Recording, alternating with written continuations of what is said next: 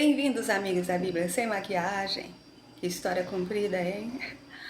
Ainda mais que o servo contou praticamente toda a primeira parte para explicar bem direitinho para a família de Rebeca. Mas como tudo acaba, acabou também. E hoje é dia da gente conhecer o vocabulário que ficou. Agora é a minha vez de recontar a história. Mas não precisa ter medo, que as palavras são praticamente todas conhecidas. Pois é, até isso é repeteco. Vamos lá ver então o que ficou para hoje. Já dando início com antes que, no versículo 15.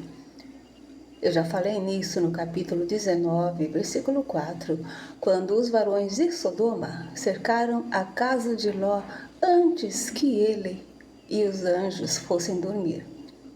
Eu deixei muitos outros exemplos onde vão acontecer coisas antes que as coisas possam acontecer conforme o planejado. E o famoso eis que de novo. Hoje eu acrescentei essa passagem de Juízes 7,15, porque eis que aparece 3 vezes na mesma frase. Confira lá. Aqui eu desenhei o mapinha das famílias de Abraão e Naor até Rebeca. E eu já aconselhei você a fazer isso no vídeo da leitura, porque vai ajudar muito a reconhecer o grau de parentesco quando vem diferente, e isso é bem comum na Bíblia. Vai acontecer nesse mesmo trecho. A leitura segue assim, no versículo 15. Eis que Rebeca, que havia nascido a Betuel, filho de Milca, mulher de Naor, irmão de Abraão, etc. Complicado, né? Aí eu rabisquei Sara mais Abraão, abaixo Isaque. Ao lado Naor mais Milca, depois Betuel abaixo deles. Betuel com mais alguém igual a Rebeca, e daí em diante, porque dos outros filhos de Naor não se fala mais. Conforme a paternidade e filiação, vai acrescentando quadrinhos embaixo a cada nova geração. Já ficou mais fácil de acompanhar? Então vai lá e começa o seu, que daqui a pouco eu dou uma tarefa para você pegar no tranco. Você não gosta de palavras cruzadas? Então, aproveita e usa a Bíblia para praticar. Também cântaro, já conhecemos nessa mesma história, dos versículos 14 ao 18. E mais uma vez eu adiantei o livro de Juízes 7, 16, 19 e 20, já que eu andei lendo aquele livro recentemente. O gesto de carregar sobre os ombros é a última anotação do versículo 15 e é também outro repeteco desde o capítulo 9, 23, quando Sem e Jafé vieram de costas com a capa sobre os ombros para esconder a nudez de Noé. Lá eu deixei vários livros como exemplo de situações semelhantes e repito algumas aqui. Dando início ao versículo 16 com a donzela, que já fomos apresentados desde o versículo 14. E a donzela era muito formosa. Agora olha só a alegoria que Deus usa sobre Jerusalém em Ezequiel 16, versículos 14 e 15. E o capítulo 28 leva o título Para o Rei de Tiro. Mas os estudiosos concluíram que é de Satanás que está falando. Isaías 53, 2 é uma profecia sobre Jesus. E ali diz que ele não tinha parecer nem formosura. Olhando nós para ele, nenhuma beleza víamos para que o desejássemos. É este Jesus que deram para você? Segue dizendo que a donzela era desconhecida de varão, igual às filhas de Ló, no capítulo 19, versículo 8. O varão já foi relembrado no versículo 13. E quanto a conhecer, já vimos o seu significado bíblico desde o capítulo 4, quando Adão conheceu Eva. E no capítulo 19, Os homens de Sodoma queriam conhecer quem Ló havia recebido em sua casa. Com certeza daí surgiu o termo sodomita. E para encerrar no versículo 16, lá vou eu com a minha grande dúvida: fonte ou poço? Poço ou fonte? Eu faço sempre essa pergunta cada vez que aparece, e especialmente aqui, que Rebeca desceu e subiu várias vezes. No versículo 17 e 22, eu tinha observado Deus descer e subir e deixei vários livros como referência de outras passagens onde isso vai acontecer. No versículo 17, eu anotei correr. É a primeira vez que surge até aqui. Mas olha só que bonito que Paulo disse em 1 Coríntios 9, versículos 24 e 26, sobre o atleta cristão. Vê como as palavras vão criando vida ao longo da história? Apressar-se também é outro repeteco que eu já deixei várias passagens no capítulo 19 e 22.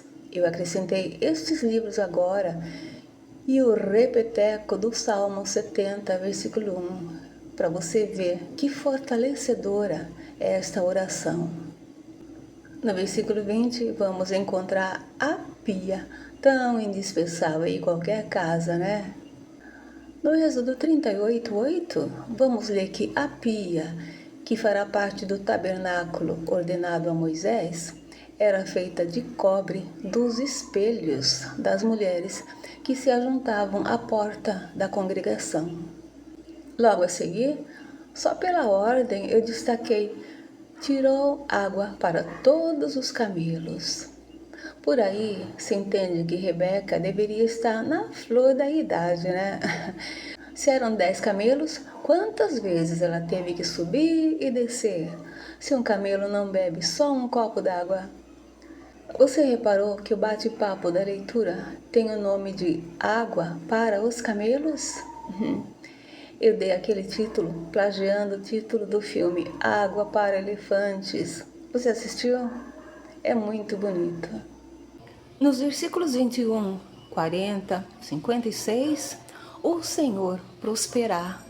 No capítulo 39, 3, o Senhor vai prosperar tudo que José fizer. Nestes dois outros livros tem mais exemplos de prosperidade. E assim vão surgindo as teorias da prosperidade que se fala tanto hoje. E quanto às joias, do versículo 22, os pendentes de ouro era para usar no rosto, as pulseiras nas mãos. Lembra bem o costume dos indianos, hein? Então, quem será que inventou esses enfeites? Depois, eu relembrei a medida do peso da época, o ciclo, quando Abraão pagou 400 ciclos de prata pela cova de Macpela para enterrar Sara, no capítulo 23, e até adiantei a história do cabelo de Absalão. No versículo 23, eu só anotei essas duas coisinhas. Primeiro, qualquer coisa, peço-te, aquele repeteco tão bonitinho que eu gosto tanto, e em casa de teu pai, porque em João 14:2, Jesus vai falar uma frase que faz lembrar essa passagem. Se adianta e dá uma olhadinha lá.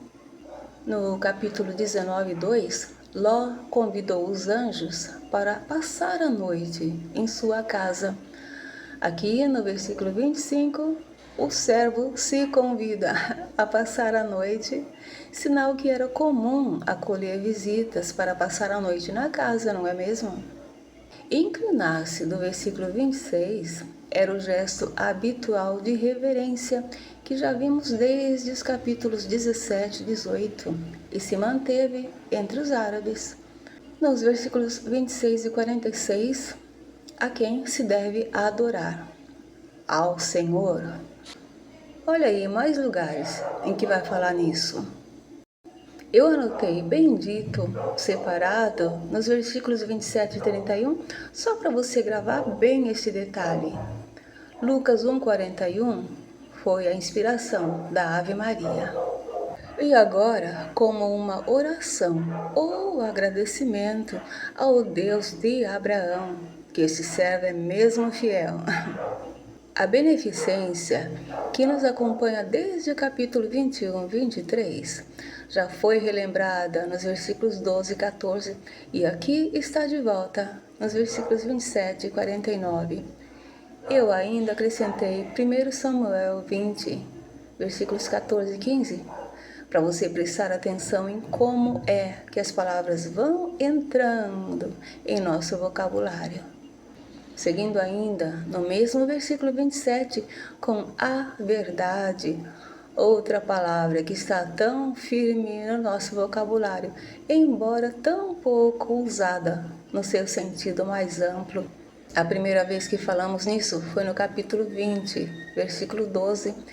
Eu já deixei vários livros como referência lá, mas aqui eu quero refrescar o que Jesus disse nessas passagens do Evangelho de João e depois em Isaías 25:1, onde ele diz: Ó Senhor, os teus conselhos antigos são verdade e firmeza.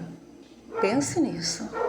Lembra que no capítulo 22:2, Deus disse a Abraão que diria qual a montanha onde Abraão deveria sacrificar Isaque?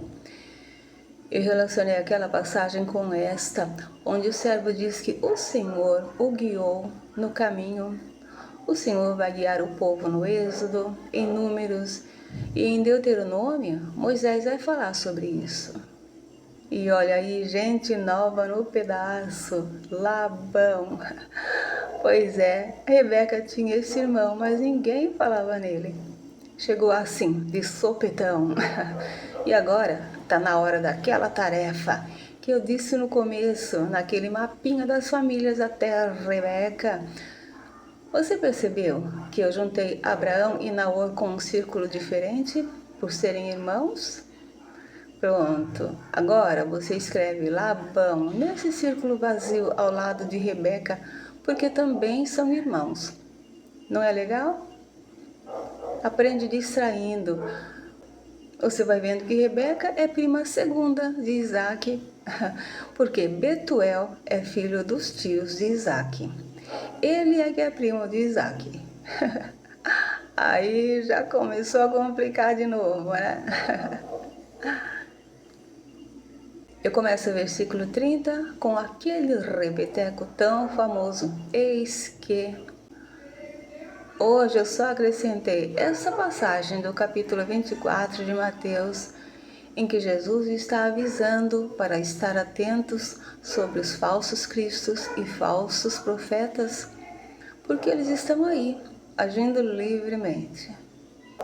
No versículo 13 eu já anotei sobre estar em pé e já deixei essa leitura de 1 Coríntios 10:12 como motivação. Depois no versículo 31 eu relacionei com a mesma leitura de João 14:2, como eu já fiz no versículo 23, porque realmente lembra o que Jesus diz em casa do Pai, preparar o lugar. Você não acha? Desde o capítulo 18:4, eu já venho destacando o hábito de oferecerem água aos visitantes para lavarem os pés. Por quê? Porque as estradas não tinham pavimento. Leia Mateus 10:14, Atos 13:51. Uma coisa a se observar é a oferta de Abigail, uma das primeiras esposas de Davi, em 1 Samuel 25:41, comparando o gesto de Jesus em João 13. É o exemplo máximo de humildade. Mas a expressão até que eu não tinha encontrado até aqui, no versículo 33. É diferente de antes que do versículo 15, que já tinha sido visto no capítulo 19:4. Olha só nesses livros como dá para ver bem a diferença, especialmente em João 21, versículos 22 e 23. E já que estamos falando em repetecos, olha um bem grande aí. A história é recontada pelo servo desde o versículo 1 até o versículo 27. Só que se você prestar atenção no versículo 48, ele diz que veio tomar a filha do irmão de Abraão, e isso atrapalha a gente, porque o correto é neta. Olha no mapa. E olha aí, no versículo 45, mais uma vez, a importância do coração, que eu já falo desde o capítulo 8, 21. O servo falou no coração. Deus dizia que a imaginação do nosso coração é má desde a meninice. Eu ainda acrescentei aqui a leitura do profeta Jeremias, capítulo 17, versículos 9 e 10, para você ter certeza. No versículo 49, mais uma vez, marcha soldado, com a direita ou esquerda, que vem desde o capítulo 13, 9. E também será muito constante na Bíblia. No capítulo 13, que eu já adiantei muitos livros, com a direita versus esquerda. Quanto aos negócios, nem preciso falar mais, né? Já voltamos a falar neles no versículo 9, e aqui no caso, o negócio procedeu do Senhor, como tudo, aliás. Essa expressão, falar mal ou bem, começa aqui no versículo 50, mas não acaba aqui. No versículo 51, aquele repeteco da face. Eu já relembrei aqui, no versículo 7 dessa história. Aqui entram os vasos, a partir do versículo 53. Agora, eu só quis adiantar o que Paulo diz em Romanos 9, 21, para você perceber a alegoria do vaso material para o espiritual. Depois, nesse mesmo versículo 53, eu destaquei as vestes, que dá muito pano para manga. Quando chegar no capítulo 37, eu vou dar mais exemplos de como eles tinham o hábito de rasgar as vestes em determinadas situações. No Êxodo 28, Deus é o estilista e vai ensinar com detalhes como deve ser a vestimenta dos sacerdotes. O Salmo 22, que quase ninguém conhece, é totalmente uma previsão do sacrifício de Jesus em Mateus 27, falando de como eles sorteariam a roupa dele. Nos capítulos 18 e 19, já vimos como eles faziam banquetes, então com certeza comiam e bebiam. Mas lá não fala assim, como aqui no versículo 54. Muitas vezes vai se falar em comer e beber. E uma leitura bem interessante está no Êxodo 32. Outro detalhe em repeteco duplo vem a seguir com levantar e pela manhã. A próxima observação dos versículos 54 e 56 é sobre o desejo do servo de voltar ao seu Senhor. Dá para fazer uma alegoria aqui, como Paulo costuma fazer, e usar essa mesma expressão para incentivar aqueles que estão distantes de Deus. É quase como a volta do filho pródigo. No versículo 10 dessa mesma leitura, eu já fiz uma revisão da importância do 10. E agora, encerrando esse vocabulário, no versículo 56, com não me detenhais. Essa expressão será usada por Jesus em João 20, 17, conversando com Maria Madalena, e no Salmo 40, 17, Davi está pedindo a Deus para não se deter, quando estava no momento de aflição. E agora você tem mais vocabulário para acrescentar nas suas conversas. É para todo dia, não é? A Bíblia Sem Maquiagem se despede agora e volta em breve para a última leitura desse capítulo. Até lá!